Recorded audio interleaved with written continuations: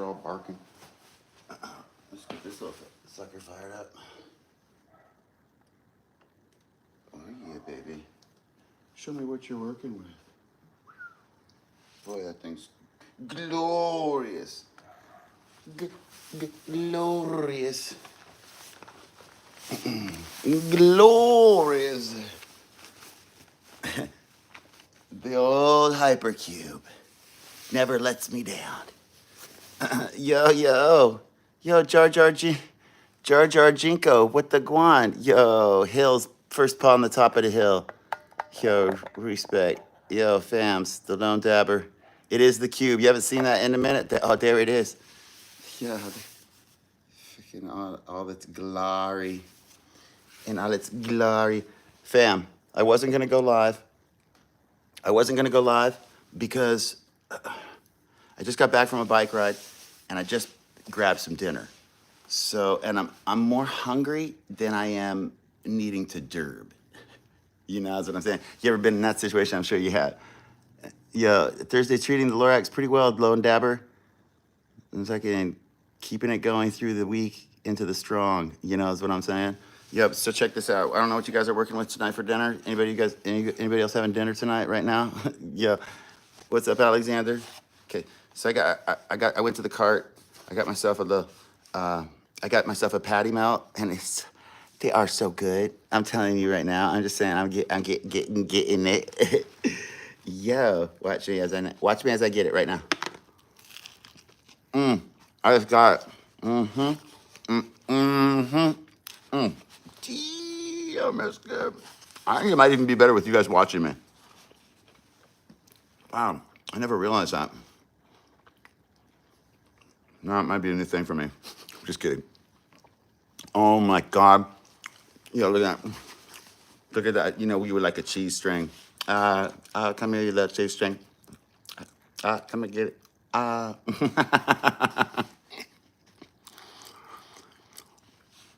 Yo, lone dabber, you're not alone, bro. That's fucking lit. You know what they say about them horseshoes? It's all luck. You know what I'm saying?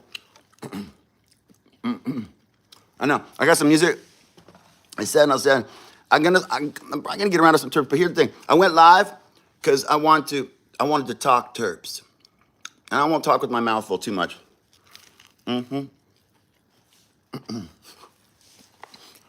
I posted a new tune. I posted a new track today on SoundCloud. I'm gonna play it right now. That's what I'm gonna do. It's called Cannot Dispute. I played it last night, but I posted it today.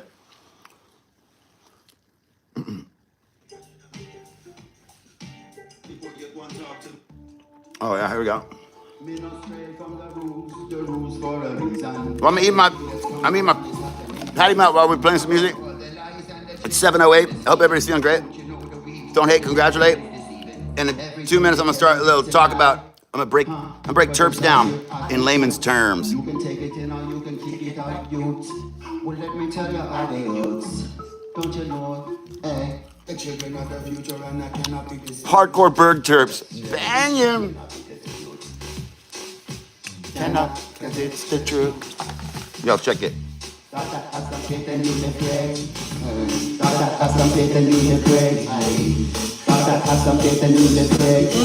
So good. Truth. Children of the future and it cannot be disputed.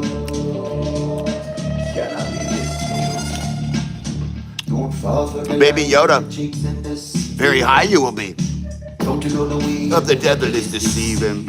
Yo, check this out. Everything they're telling you's a lie. Just be cool and do everything you do as you should.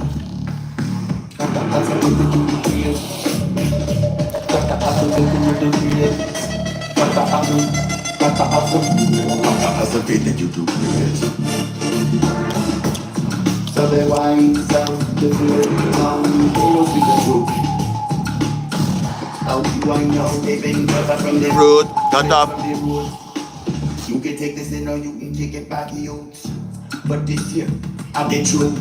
Hey, children of the future, and it cannot be dispute. Nah, it's not the God, you be this God, the mother's job.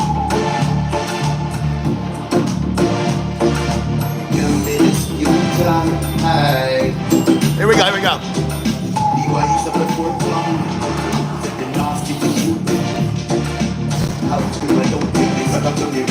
Cut up from the roots. You can take a pass or you can kick it back, youths. The whites of the fourth tongue, they don't do the truth.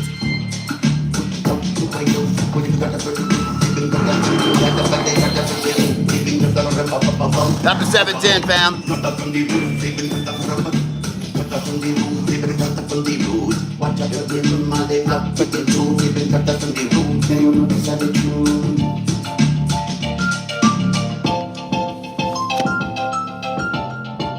That's a heater. That's a real heater right there.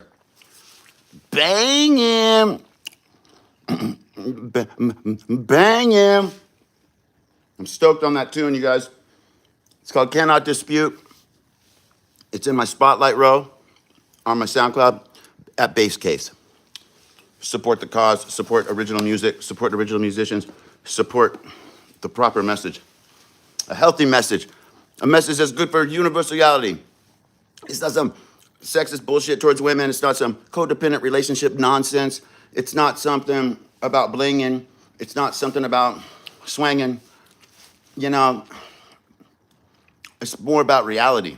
You know what I'm saying? Because if you can't muster up a nice little something to say about reality, the fuck?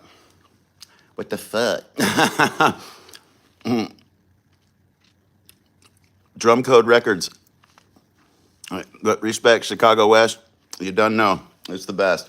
That's what it says in the book. It says, and I'm not a Bible thumper. Don't think I am when I pull little quotes from the Bible. It does say, the singers and players of instruments shall be there, and at the throne of the Most High. So you know what I say to that? Crack into some refreshment. All right, so here we go.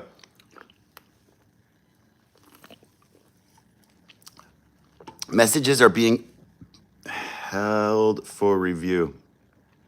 Love your music, man. Wish you got more shine. That stupid ass when I pussy to pussy turn red fucking guy. Oh, hey, Lone Dabber. Don't curse so much. It thinks you're talking shit to me. Just to let you know. Okay. So let me see. Check it out. Oh, also, I talked to Matthias today. That was one of the main reasons I jumped on here, and I'm gonna load a bowl of some Fire-Inskis. I did talk to Matthias today. Let's see, I'm smoking this one I made a little while back. Is this his leg missing? I got this guy right here, this little lizard on this Sherlock. What's up, fam? I see you, fam. This little guy's pretty fucking, I've been making a bunch of those. I put the 100 of those on bongs. You want to give the music? Oh, my new sub, definitely going to get, yo, respect Chicago West. I love that, bro. Song is foul and dumb. Hello, yeah, I figured it would. That dude's song is foul and dumb. I don't know whose song you're talking about. So anyway, Matthias is, he's staying off of social media for a while. However, he is on Patreon. That way he knows he doesn't have to deal with any bullshit. So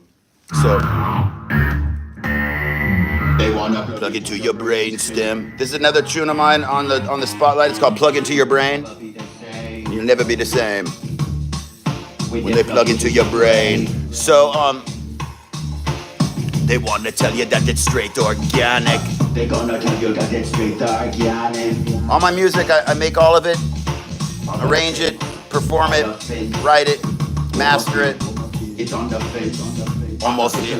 Let me tell you that it's put it in your brainstem. So Matthias is not doing social media now for a little while. He's figured out what he wants to do. But he's doing well, and I sent him big ups from all the homies. And he says the same back. Thanks for all the support, but they did a little number on him, and he was ultimately, you guys, he was looking for a way out. He had he had created a thing for himself that was kind of working, but not really what he was really could see himself doing long term. And I understand that. I think anybody would. And you know, unfortunately, it was a negative situation that that dropped the whole thing. But that's what's going on. He's in Arizona. I'm not gonna like tell you guys where or anything like that, but he's in Arizona, and his Patreon is you can get on his Patreon for as little as 50 cents a month, you guys. So you know what I'm saying? So like, if you do want to see him and then encourage him by, you know, going to his Patreon and signing on and doing that, you know, the subscription. So I'm just saying that's what's up. The content is put on Patreon. Oh, that's cool. That's good, Lone Dabber. That's good. I don't have any time right now, or else I would. It's not that I don't support him. It's just that I've been so slammed, especially with my foot being injured. But I'm back. I'm getting back on it. So I said it's over. That is great, dog. Yeah. All right. So I wanted to talk terpenes. I'm gonna keep some of my dub music going on in the back. This one that's going on in the back right now is called Guan with that. This is no vocals. It's just instrumental. So I just want to break down the whole terpene thing real quick. Not the whole thing. We're at 11 minutes. I'm going to try not to go longer than 20 minutes. So, and there's a lot more to say. You have to remember, I'm usually, you know, if I'm saying something, when I'm clumping things all into a thing, remember I'm speaking generally. You know, I'm not being specific unless I'm saying I'm being specific. Okay, so, and it's just basically, make sure I get this in there. Okay, so I'm sure you guys,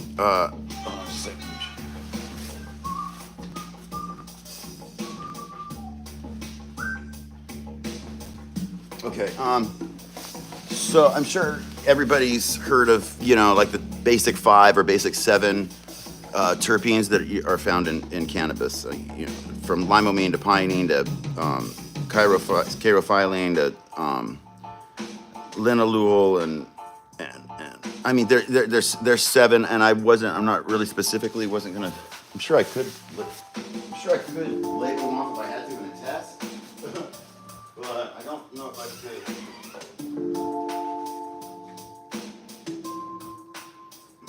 I don't know if I could label them all out just off the top of my head, especially just right in this moment. But anyway, but it is, yeah, so it's myrcene and limonene and chirophyllene, pinene, terpenol, you know, linalool, farnesol, and a few others. But those are the most popular ones, and I'm sure that many people have heard of them.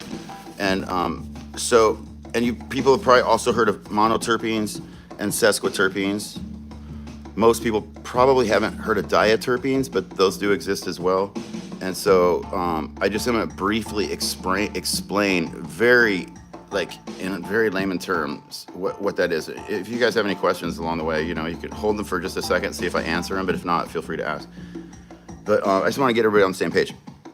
So a hydrocarbon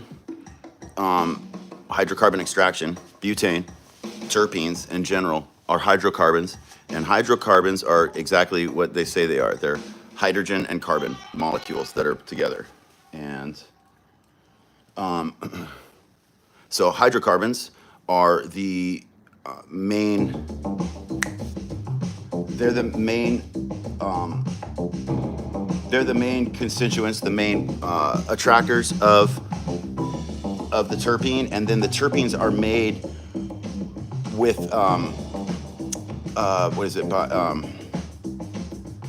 with rings, for some reason I'm blanking on the word, not iodine rings, but anyway, I'll come to it in just one second. Yeah, most people stop at monoterpenes. That's why I'm explaining a little bit more. So, benzene rings. Sorry, benzene ring.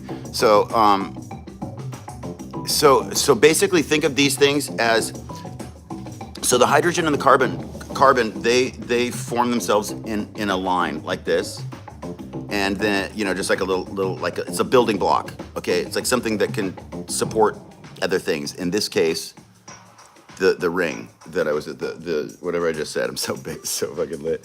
The rings, and the one ring to rule them all.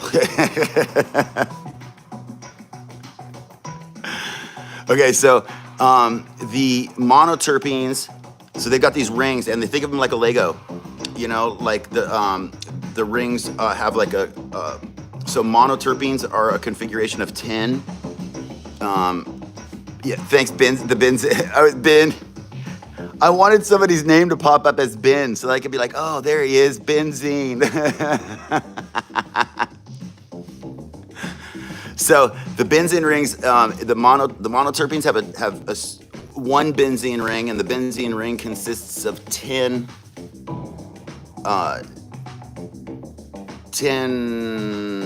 not hydrocarbons, but 10 benzenes, and then the which is kind of funny, benzenes. Yeah, I getting benjies from my benzies. Yo, and then they got and then you've got the sesquiterpenes, which are 2. So you've got and then it's got 15, not 20, but or not 10, but 20. But it's got 15 benzos, and then the dioterpenes have got 3. Now the deal is, the reason I'm telling you guys this is that am I the teacher you always wanted? I'd be like, okay, hold on, everybody stop for a smoke break. We all got to get on the same page. For good God's sake, we can't have a class if we're all at different levels of iriness. Where the fuck? Every time I put down my lighter, that is where my lighter goes. Fam. Okay, so.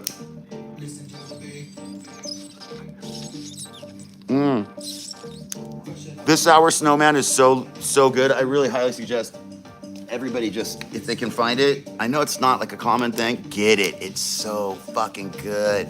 Yo, yo, yo. I love it so damn much. This, you know. Oh my God.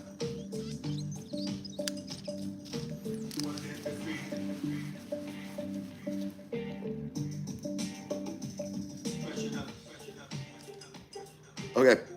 So we got benzene rings with 10, we got benzene rings with 15, we got benzene rings with 20. Now, what's the point? These bitches are so small, it's not like we're sitting there counting them. You know, that's what I'm saying. So what's the point, Lorax?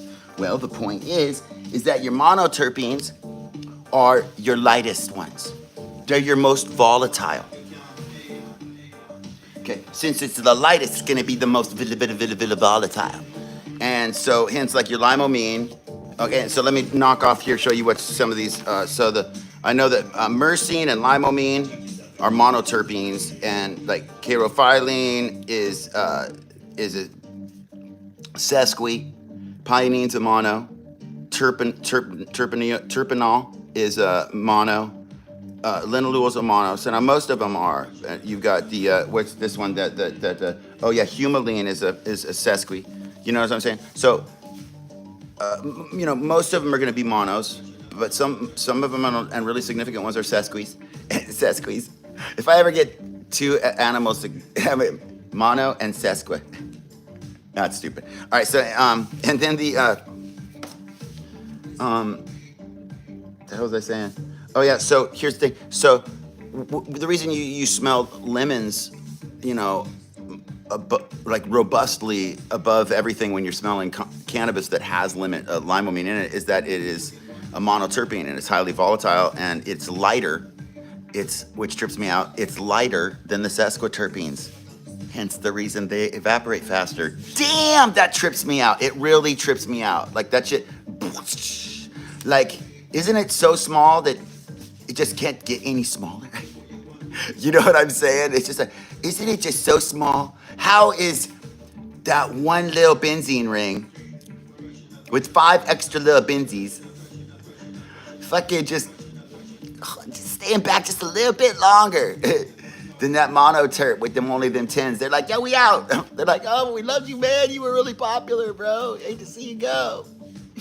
Damn, he smelled good, did he? Yeah, anybody else notice that? They're all, yeah, it was pretty good, I guess, yeah.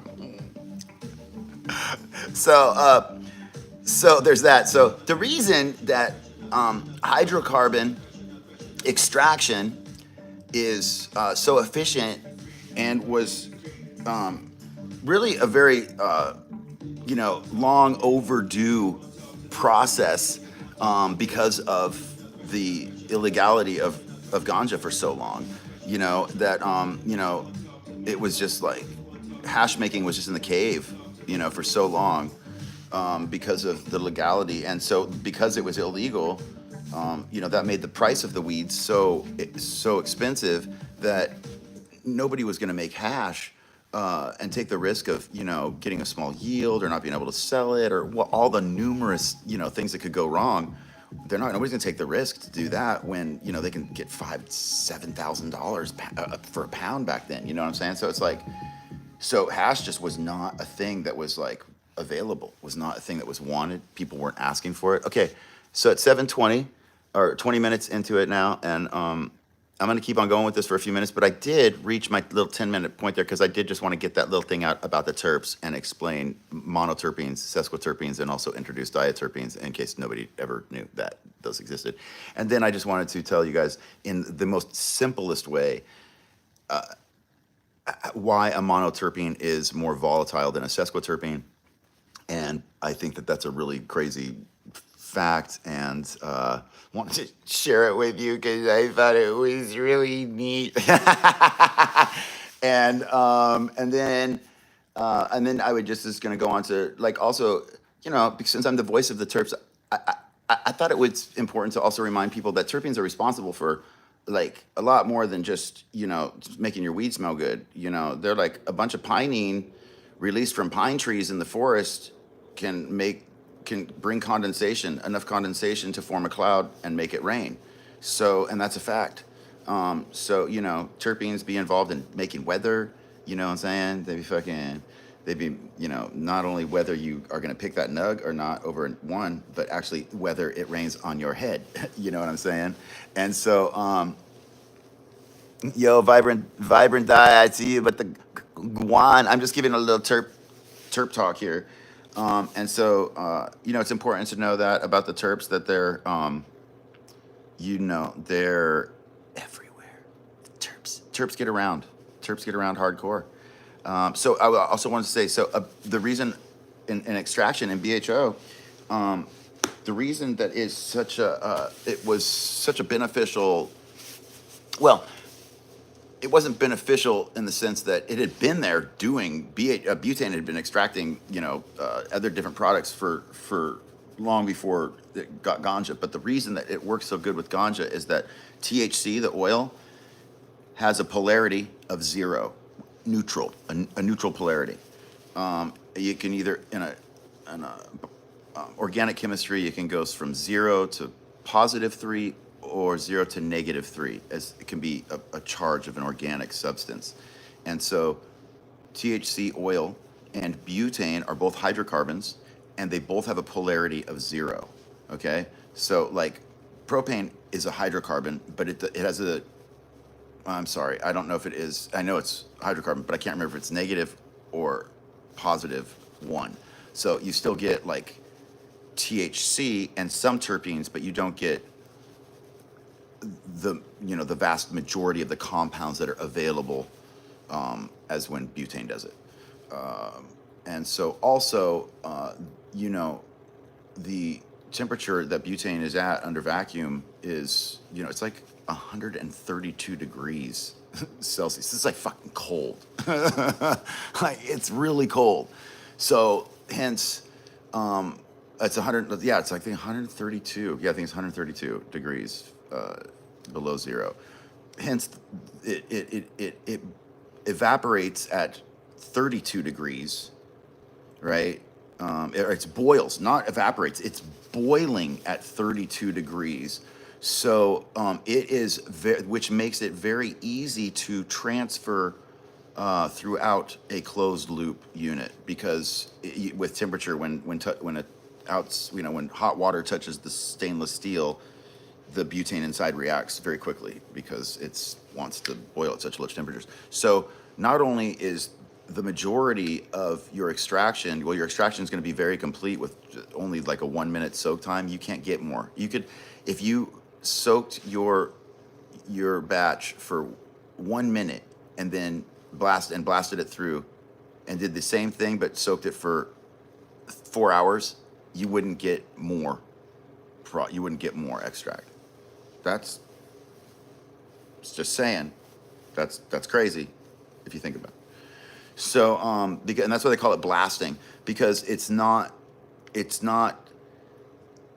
the butane soaking in the THC that gets you your product. It's blasting it quickly through the column really well. That's really tightly packed. It's blasting it really like under pressure, not a lot, but under pressure, so that it pushes the oil along with it as it's dissolving it. Do you see what I'm saying? So it's nice to soak it because then it gets it in like ready, gets it like loose, you know. But it's really initially the blast. That's why when you blast, you do like a 6-to-1 weight ratio so that you get plenty.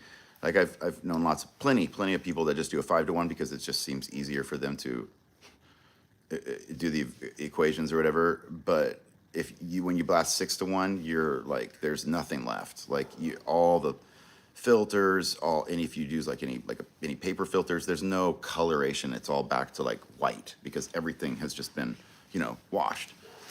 So that's why we use butane.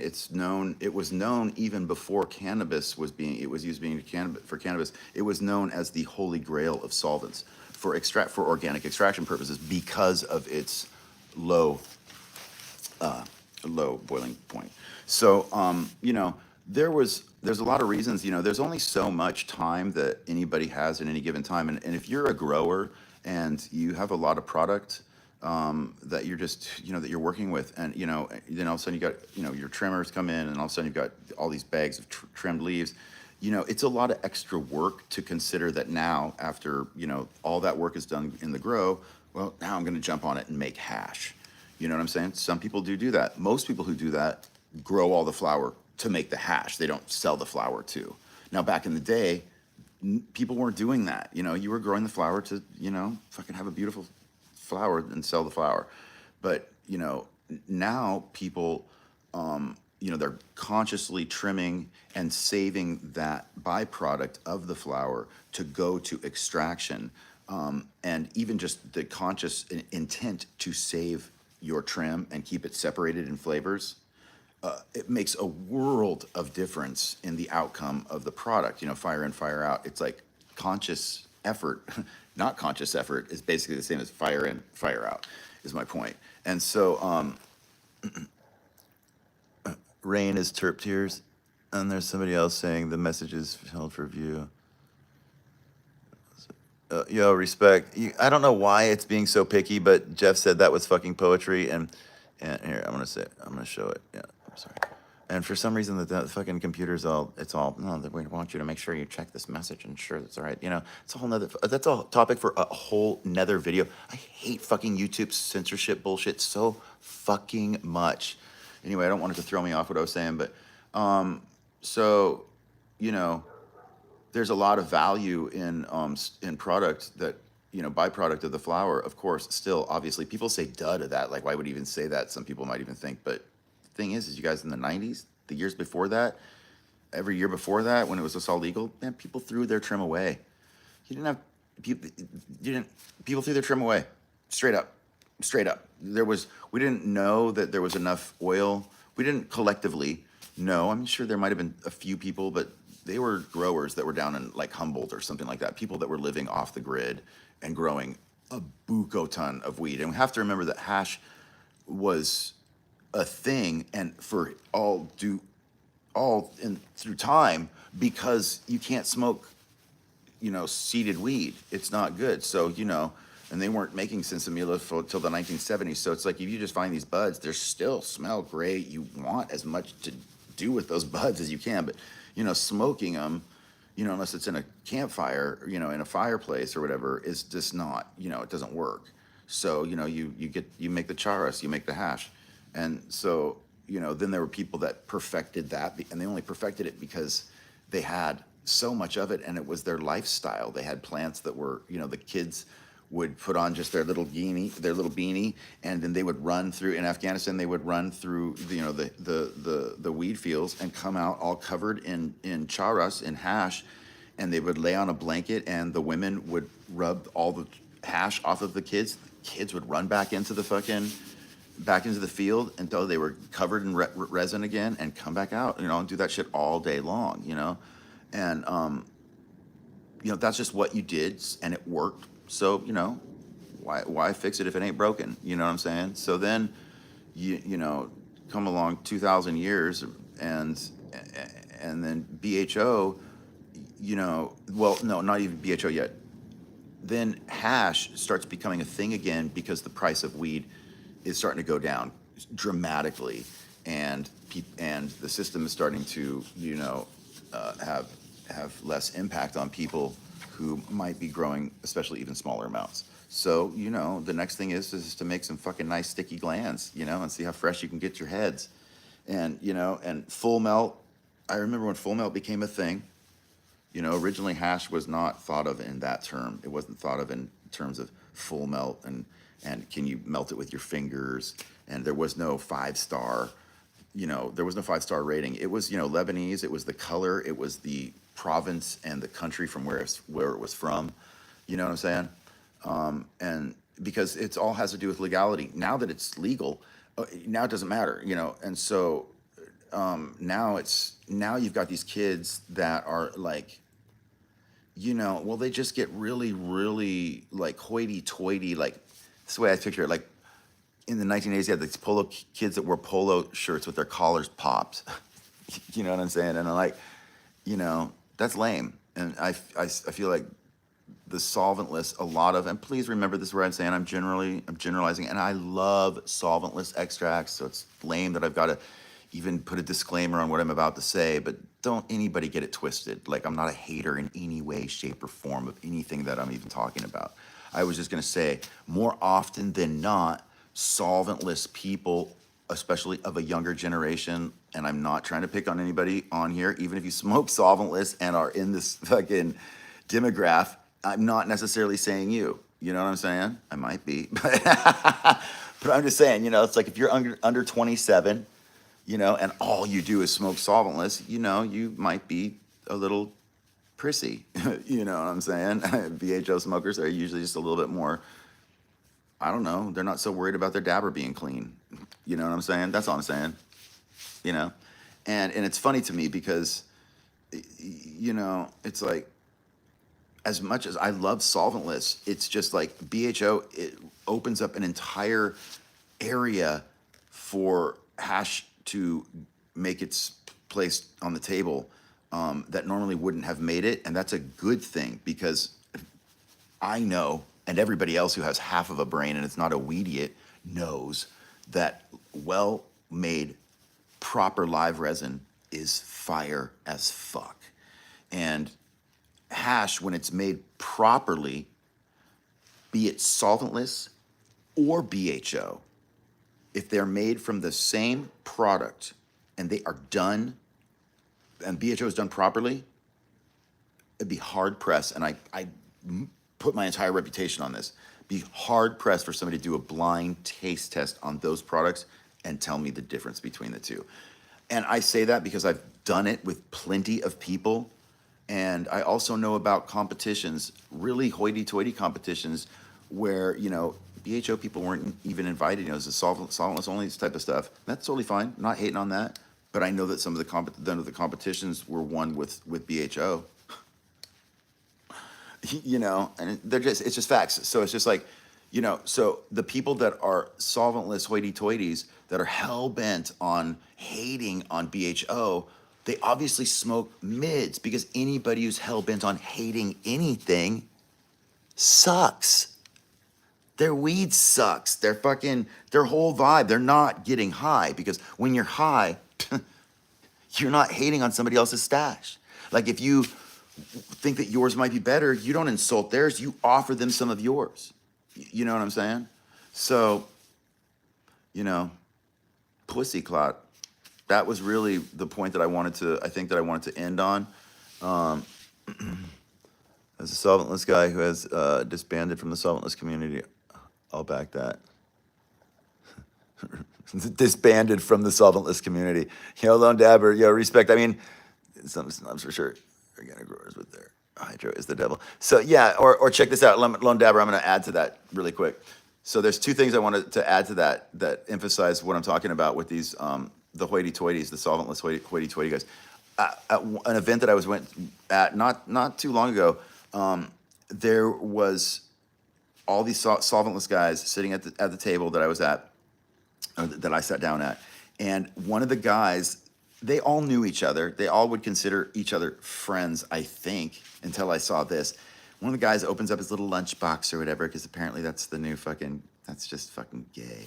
And so and he opens up his lunchbox and he's got all the little, all the grams put out in little glass jars and the whole thing. And he's fucking selling to everybody at the table there, hunking grams of, and I'm sure it was fire rosin, no big deal. That's fucking great, better fucking be. Because he was fucking asking his friends at the table in an event that was like for family, like big, large family, whatever, North Star. And the guy was trying to fucking sell grams for $60 to his friends at the table in the family event.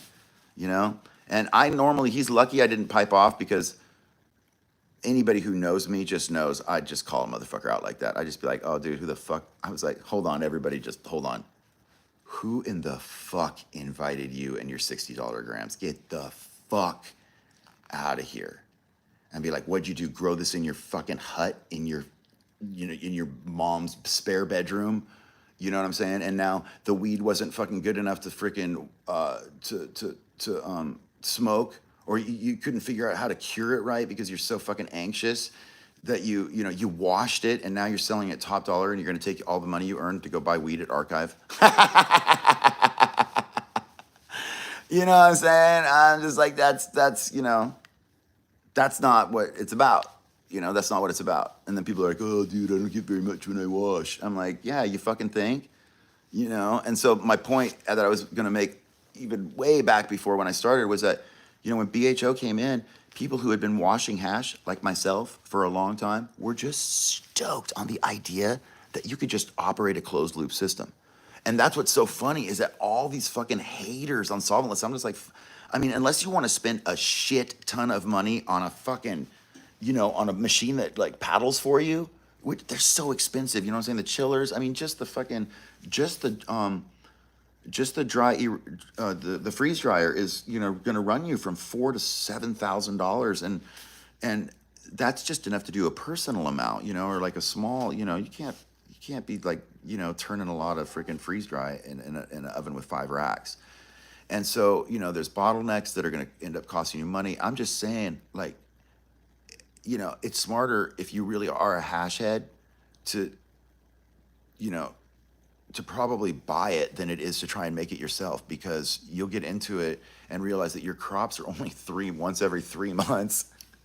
Your equipment costs you 3 years of crops. That's if everything goes right. That's not spending any of the money that you get from the crop. That means you have to have another job too. There's just things that don't add up. And also remember, you guys, $60 a gram is like, I don't know, it's a ridiculous amount of money. I think it's over $20,000 fucking dollars for a pound. So that means $20,000 for a pound of weed. How much? Then you have to ask how much, weed did you get from the harvest, and how much, more off of hash how much does that turn into? Let's say it was a pound. Let's say you got 100 grams off of a pound, or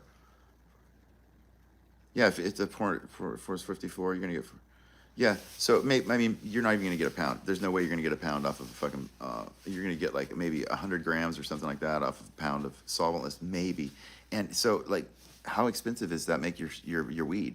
You know what I'm saying? I'm just saying you got to look at it like that. Like, and then also the other thing is, just really quick before I bounce, a lot of people keep their hash containers, the glass hash containers that they have, they'll just keep them. Not everybody. Like I said, I'm generalizing. They will keep their containers because they have a connection with it. They're like, oh man, that was I love that flavor, and and then also, the containers just seem kind of a lot to throw away. That's how I look at it. So anyway, that being said, I've had people that asked me if they could bring their glass containers to me, so if I could reuse them or whatever. And I was like, yeah, sure, I'll take them. And at one point I did. And so, I was like not washing, but doing like an alcohol soak on a bunch of these just to like reason. This is years ago. But my thing was when I opened up this box, it's like the guy had fucking, at least, if he had 3 kids, that was college education for 3 kids. That's what I'm trying to say. He had saved enough little 1 gram containers that at $40, which is, that's probably the low end. At $40, it was like close to $300,000. You know what I'm saying? Worth of fucking gram jars. You know, don't be your own worst enemy and fucking start tripping on mushrooms one day and then fucking look at your goddamn leftover gram fucking jar stash and go, oh my God, there's a Ferrari. There's a Ferrari on my book shelf. You know what I'm saying? You don't want to be that guy or that girl. You know what I'm saying? You want to be conscious of what you're doing, you know? And you want to do it consciously. You know what I'm saying? Let's see, dude, yes, I retired my Bubble Man bags the second I got a blast tube, respected it, and start washing hash again until 2017. The honest only reason I wanted to hash again was because I have kids now and I don't want the closed loop at home anymore. I mean, that makes sense. I still have more BHO rosin these days for multiple reasons. Oh, and that's a whole other thing. So here's the other thing. Let me just say, okay, I'm on this 40 minutes. I'm going to get a couple more minutes here. The other thing you need to know about solventless and solvent is that, okay, so when you're doing mechanical separation, which is solventless, you know, you're separating glands, you're separating heads. And so, you know, the 45 is usually out, you know, 73 is pretty nice. I really like the 73 personally. 90, you know, starts getting the colors much lighter. And then anything, you know, smaller than that obviously is much lighter. And, you know, now, generally speaking, again, when I say this, a lot of people who make hash solventless will harvest their plants a little bit early so that they don't have to sequester such a small amount of glands in order to keep the color white. That being said, if they do that tech, their oil that they're producing from their plants has not reached maturity, therefore it's not as complex, therefore it does not deliver as long of or as intoxicating of an experience as it would if it was properly taken to its full gestation and extent and expression of alkaloids. So that being said, BHO is a full spectrum extract because it's not only extracting THC, it's extracting, you know, all the compounds, multiple, like several hundred of the compounds involved in the weed and all the terpenes as well. So, you know, now fresh frozen is going to give you a lighter colored extraction. And with proper remediation, a dried product can absolutely be like a light yellow and maintain all of those compounds and terpenes that were in it without the filters or the CRC.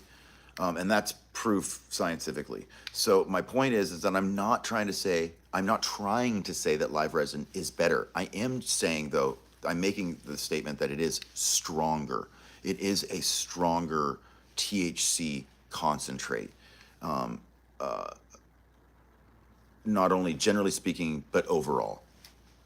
I would say that any plant that was really, really high in everything in a solventless would be equally, if not slightly higher, with a solvent extract. Also, it empowers the extractor. He's not at the mercy of the grower to bring him something fresh. You know, if you need to filter out even smoke from an outdoor crop, you know what I'm saying? You can't do that with solventless. You know, BHO gives you it's where the lab and the garage meet. And that's important for everybody to understand, is that BHO is by far more technical and advanced of a process, and in so being, because it is a soluble, it's a solution as opposed to a mixture. Because it is a solution, you have the ability to do a lot of things with it that you don't because it's just a mixture. You know, you can't put a mixture through a filter that's 100 micron. You know, you not when it's all slurried up together and shit like that. You know, you gotta anyway. So I can keep on rambling and keep on going, but I think I've made my point pretty well. I'll say it in the sea of fresh frozen extracts. I miss cured flower terps. And there is something to say about cured flower terps. And, you know, let me just add something else to that. Thanks, Lone Dabber. Your comments actually keep reminding me of something I want to say. So you have to remember, you guys, that THC is always going to get you high. For the most part, generally speaking, THC, it's always going to get you high. It's the terpenes and the entourage effect with the THC that are really giving you your the energy or contemplative state of mind or giggly. It's really, it's really a lot of those. It's more the terpene entourage effect than it is the THC number.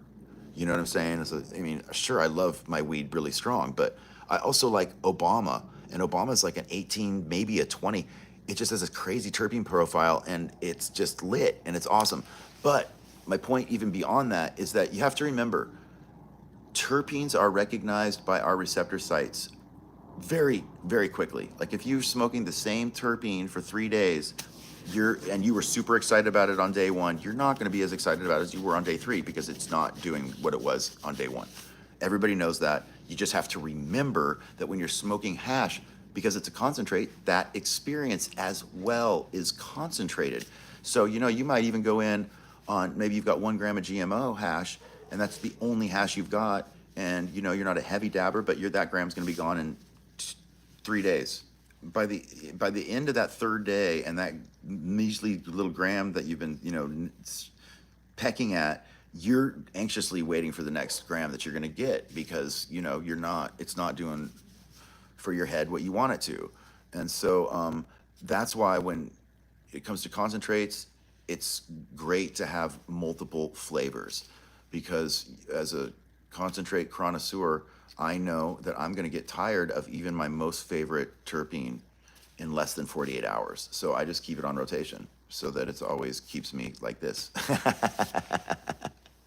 So anyway, listen, I want to let you guys get back to your deal. I think I'm on YouTube, so make sure you leave a thumb up, not my ass, and share this with somebody, and make sure you turn your notifications on. All that shit. But most of all, yeah, Amber, I see you, and respect the terps.